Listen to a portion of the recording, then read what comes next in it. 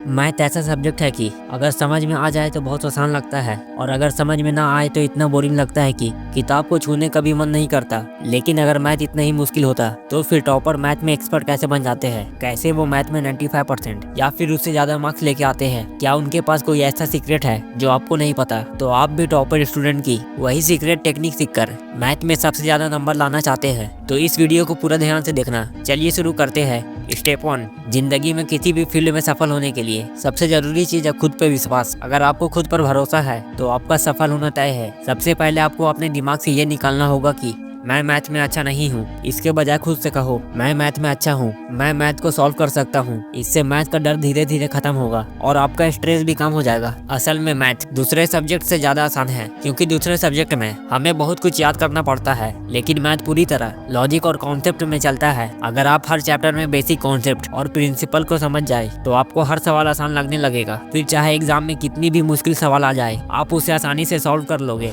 Step 2, जब भी किसी चैप्टर को पढ़ो तो सबसे पहले उसके सारे फॉर्मूले को अच्छे से याद कर लो। क्वेश्चन सॉल्व करते समय बार बार किताब को मत देखो क्योंकि एग्जाम हॉल में किताब नहीं मिलेगा, इसीलिए फॉर्मूले पहले से ही दिमाग में सेव होने चाहिए। इसके लिए एक अलग फॉर्मूला शीट बनाओ, हर चैप्टर के फॉर्मूले उसमें साफ साफ लिखो। इससे क्या होगा, फ्री टाइम में जल्दी जल्दी रिवीजन हो जाएगा। एग्जाम से पहले पूरे सिलेबस के फॉर्मूले कम टाइम में पढ़ लोगे और आपका कॉन्फिडेंस भी बढ़ेगा। स्कूल या कोचिंग की मैथ क्लास कभी मिस मत करना, खासकर जिस दिन किसी चैप्टर की पहली क्लास हो वो तो बिल्कुल भी मिस मत करना क्योंकि पहली क्लास में टीचर पूरे चैप्टर का कॉन्सेप्ट अच्छे से समझाते हैं। अगर वही समझ नहीं आया तो बाद में वही चैप्टर बहुत मुश्किल लगने लगेगा। स्टेप 3, मान लो आपको गाड़ी चलानी सीखनी है। क्या सिर्फ गाड़ी चलाने के नियम को रटने से आप ड्राइव करना सीख जाओगे? नहीं ना, उसके लिए आपको डेली प्रैक्टिस करनी पड़ती है। अगर आप बिना प्रैक्टिस किए सिर्फ बुक को देखोगे तो देखने से सवाल आसान लगेगा, लेकिन एग्जाम में वही सवाल आया तो आप नहीं कर पाओगे। लेकिन आप वही सवाल पहले घर में 2-3 बार प्रैक्टिस किए हैं तो एग्जाम में गलती होने के चांस बहुत कम हो जाते हैं। इसीलिए डेली फिक्स टाइम निकालकर